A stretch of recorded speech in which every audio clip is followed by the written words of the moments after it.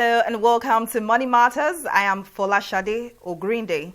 For many Nigerians, reality bites hard as the country's food inflation has more than doubled since August 2015, exactly 5 years after the Buhari administration took charge of the Nigerian economy. According to the Nigerian Bureau of Statistics, Nigeria's inflation rose to 13.7% in September, hitting its highest level since its 13.34% rate of March 2018. Again in October, the hike in food prices and other individual consumption across the country further increased the rate of inflation in Nigeria to 14.23%. This next report takes a look at the plight of farm produce traders and buyers as both parties in Nigeria's agricultural consumer chain try to get the best of this dire situation. Food has always been the core of human existence, and for countries like Nigeria with arable farmlands, it is expected that cheap and affordable farm produce would be in abundance. This, unfortunately, is not the case.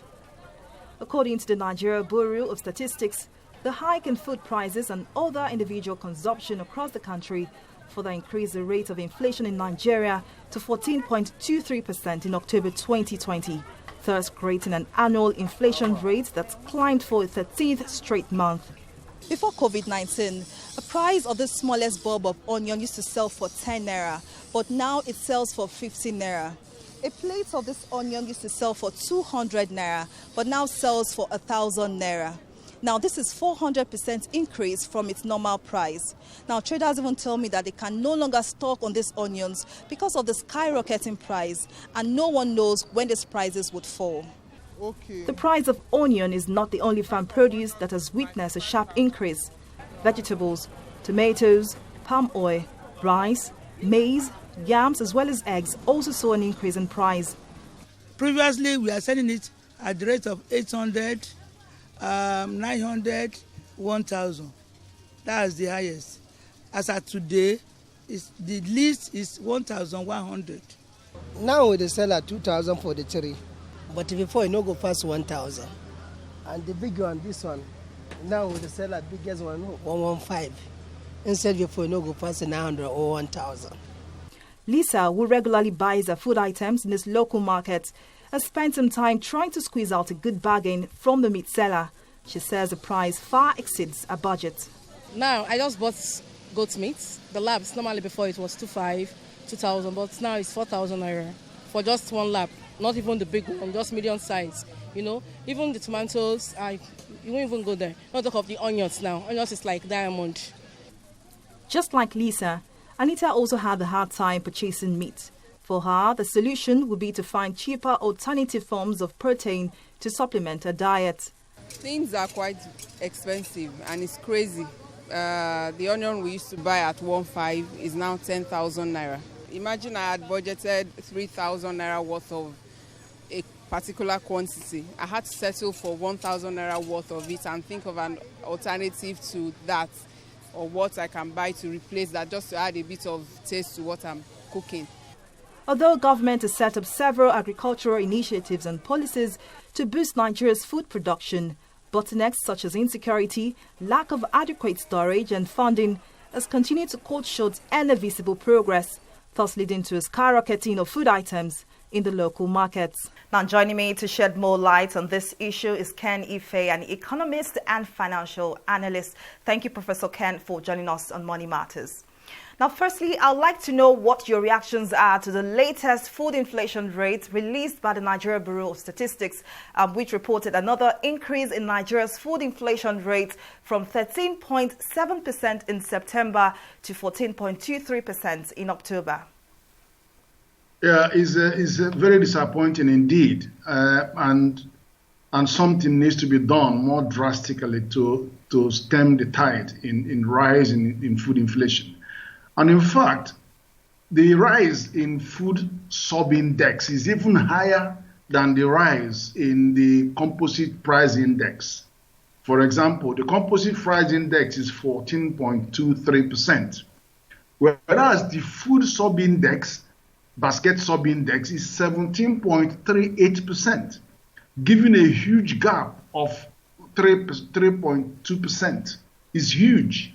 And then when you look at the other components, if you take the core inflation, which excludes food sub-basket, it is 11.14, which again is 3% lower than the composite index, which now shows you, look at the gap, it shows you what food does. The food moves core inflation from 11 to 14 average. So it is very important. Then urban inflation for the first time has gone above CPI, that is the composite price index. Because urban inflation is 14.81. I've not seen it go higher. Now it's higher, which means that urban inflation is rising higher than rural. Rural inflation is 13.6. So it's jumping, it's galloping. So much of the increase is at the urban area. And when you look at the food itself, there are two major components of the inflation figure on food. One is imported inflation because of the high exchange rates and the drop in the value of dollar. Because of some imported items. So those imported items like stockfish and all of that, they continue to rise because of the imported inflation. But on the other hand, the Nigerian one, which is like the onions and the yam and all of that, they're all grown in Nigeria. But I can tell you, we are hostage to conflict in all the geopolitical zones. In the northeast is terrorism, banditry. In the northwest, north central is clashes, and then in the south you still have all kinds of kidnapping activity going on. But apart from that, there's also the weather, the fact that you now have flooding. And you know where flood comes to onions, it deteriorates immediately. There are many crops that can't stand the flood. Rice can't stand the flood, the onions, all those ones will be submerged and they're gone.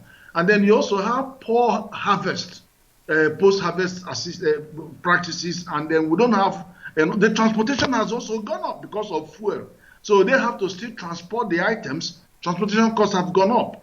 Then power is not there for them to preserve a lot of those. Neither are we even investing in processing and storage and coaching. So we are short. Now, having showed that, we still have huge outflow of these raw materials to neighboring countries.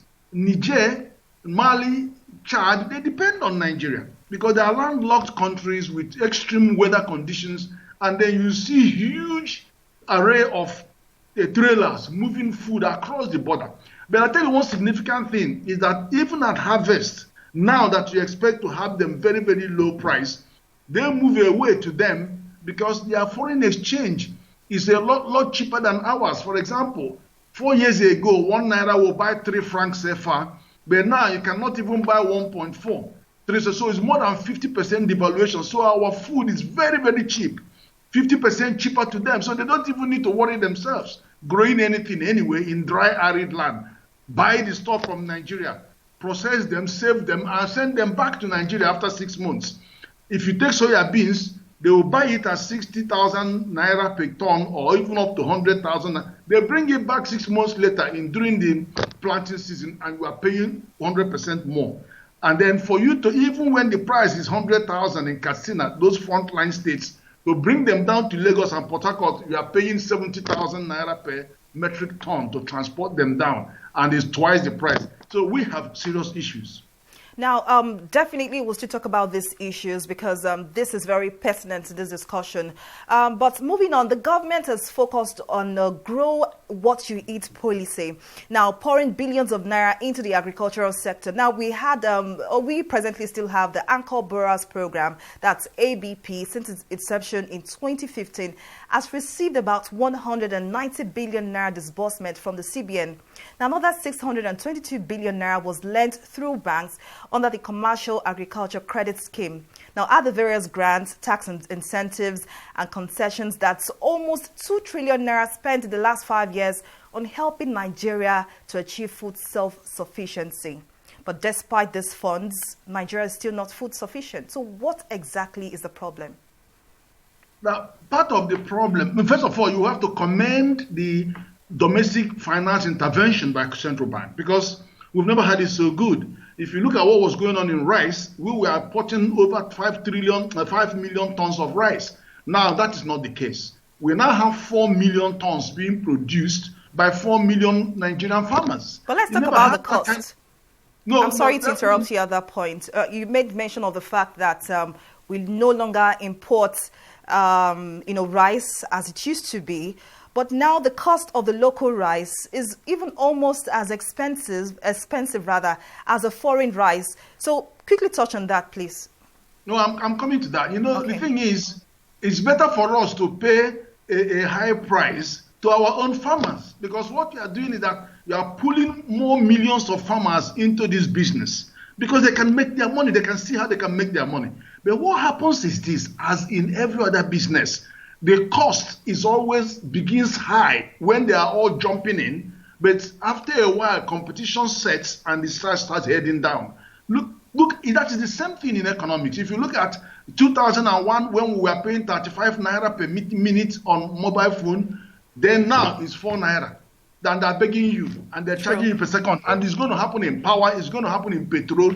As soon as you open the door and put resources there and they charge commercial price and they're making money, then they invest more. That's what is up. But where the gap is we need to invest more in processing and preservation, because that's where you lock the jobs in. If you are moving agricultural raw material across the border to Niger, Chad, all those people, you are exporting jobs.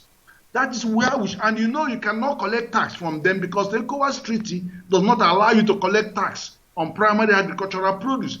But if you beneficiate and then add value, then you can charge tax as you're exporting those, unless they register for ECOWAS trade liberalization scheme. So we have to focus on value addition and then also bring in young people.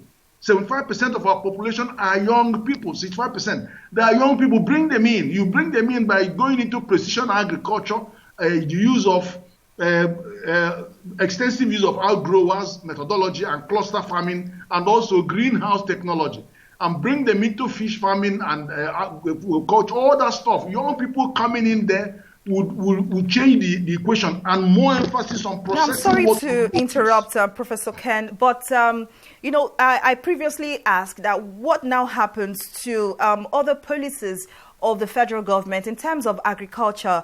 Like I mentioned earlier, we've had lots of schemes in agriculture. We've had the Anchor Borers program, and billions of naira were invested into these policies or these programs. But it would seem, is it safe to say that despite these monies, we really can't see anything? Like, the Nigerian people are still suffering in terms of, purchasing food at very, very high cost. So what exactly is the federal government getting wrong in this situation?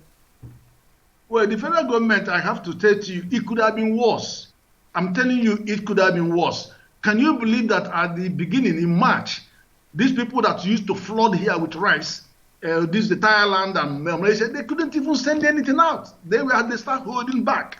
So if we didn't do what we are doing, if the CBN never did what it was doing by pouring money into rice, there would have been starvation in this country, because we would have still been waiting to import rice from these people, and then we never could get it.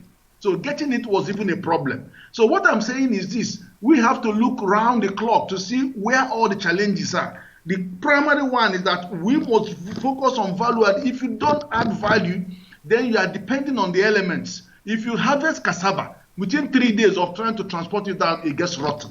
So why don't you preserve? Why don't you dry it? Why don't you? It still comes down to value addition. Okay, so I'd like us to quickly talk about dwindling revenue from Nigeria's #1 cash cow. Now, that is the oil sector. Now, we can't but diversify our economy. And what more should the government do or get right in order to achieve a robust economy? Because, of course, President Muhammadu Buhari has always insisted that agriculture is the way forward. And we can give credit to this present administration because, they've created several policies and several schemes to ensure that farmers are, well placed in terms of, land to farm and whatnot and funds. But like we've earlier identified, there seems to be a difference in terms of efforts and results. Now, as an expert in this matter, what more do you think the federal government can do?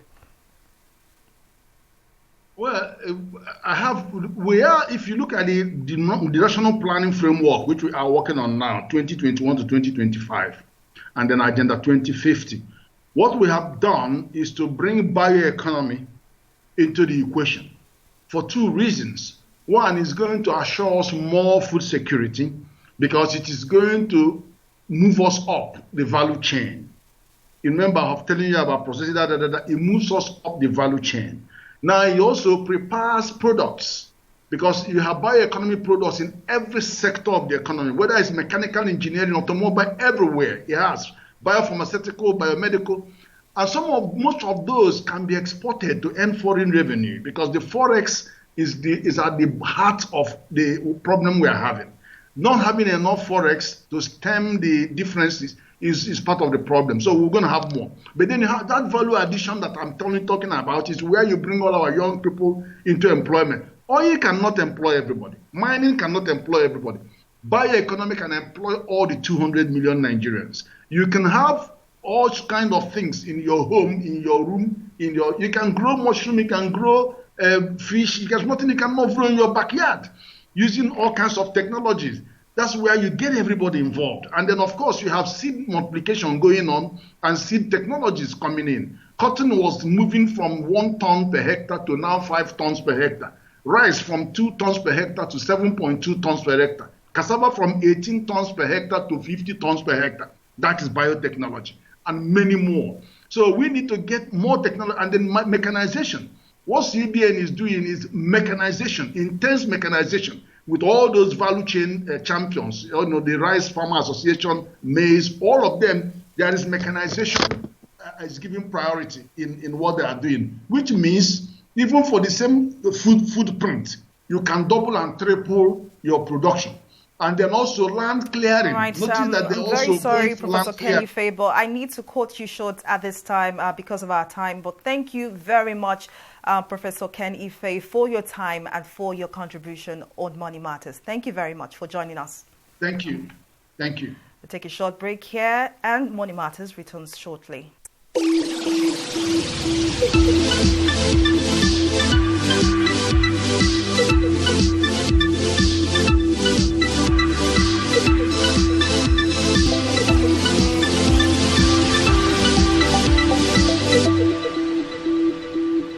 Welcome back. Now we move our attention to the banking sector, where President Muhammadu Buhari, in a bid to strengthen the Nigerian banking industry in terms of loans and credits, has signed into law the Banks and Other Financial Institutions Act 2020, that's BOFIA 2020. The new law introduces a credit tribunal to improve loan recovery and address the incidence of high non-performing loans within the financial system, which has been a key deterrent to lending by financial institutions. The goal of this bill is to increase the appetite of banks and other financial institutions to channel much-needed credit to the real sector to support economic recovery and promote sustainable growth. And joining me to talk on this issue is Yomi Ajenifuja, a financial analyst and economist. Thank you very much, Mr. Yomi, for joining us. Thank you. Now tell us how BOFIA 2020 will shape the banking sector moving forward. What reforms are we most likely to see? Thank you, viewers. The BOFIA 2020 was a precursor of what we had, or what we called BOFIA 1991, which is the same thing as BOVID 91. Before that, we've had the Banking Act of 1963. Between 1991 and today, we had a gap of about 19-20 years, where we've not had a new law that could shape the banking and banking activities in Nigeria. The new act is a welcome development. It's something the nation had been waiting for. Beyond what you mentioned there, it strengthens the capacity of the banks to deal with loans and advances, which is their major and core obligation. It also deals with the issue of non-performing loan, of which it's very high in Nigeria. Credits go bad easily. But there are things that makes most of these credits do go bad easily, and that's the issue of insiders dealing. And this law has also taken care of that. It has also taken care of what I call agitation by some experts that we need a tribunal or a special court to try issue of non-performing loans or credit defaults or loan defaults in Nigerian banking space. It's something that is needed. It is required. Of course, some people are saying we do not need special court to try those things. So far we have AMCON, but to me, AMCON is a special creation that will soon go into existence. I think AMCON has about 10 years lifespan, and any moment from now, except the National Assembly feels otherwise, AMCON will soon go off. EFCC is doing its best, but when we look at EFCC, they've concentrated much on political or government financial crimes. But we need something urgently for banking, and this law are taking care of that. It has also taken or strengthened a corporate governance in banks in the sense that individuals are now having punishments and fines that are very stringent, because loans do not go bad easily. What has made most of loans in Nigeria to go bad is the dealings of the directors or the board that are involved in most of these loans that are granted without much approval, without much due process, and are resulted into a very big default. If you look at the percentage of non-performing loans to our loans at the time, it was very high, as high as 30-40%, but now it has come down, but we still need more to do. The BOFIA 2020 will look at that. It has also helped in the sense that it has brought in the fintech into the space. The BOFIA 1991 has no special mentioning of fintech. We now have financial technologies providing payment service or financial services. Now, Mr. Yomi, I was just about to go into that, because an average person knows that we used to have something about BOFIA way back in 2004, but now there is a reenactment of that in 2020. Now, could you please tell us the differences, what was not in the BOFIA Act of 2004 and what we have now in the new Act of 2020? Okay, thank you. The BOFIA 2004 was an amendment of BOFIA 1991, but what we had now is that BOFIA 1991 was repealed and another one enacted. So it's not an amendment per se. It's a new enactment. So part of what we do not have in old one that we currently have is what you've also mentioned, the credit tribunal. It wasn't there. Another thing that wasn't there is the mentioning of fintech. It wasn't there. And microfinances. What we had in the old one were community banks. But now we have microfinance. Then another thing that we've had in this new one, it's that it gives definite time where financial crimes or loan crimes will need to be determined. It has also strengthened the power of the CBN, though some people like Nigeria Economic Summit Group is not happy with that. It has given CBN more power about the licensing, revocation of license of banks,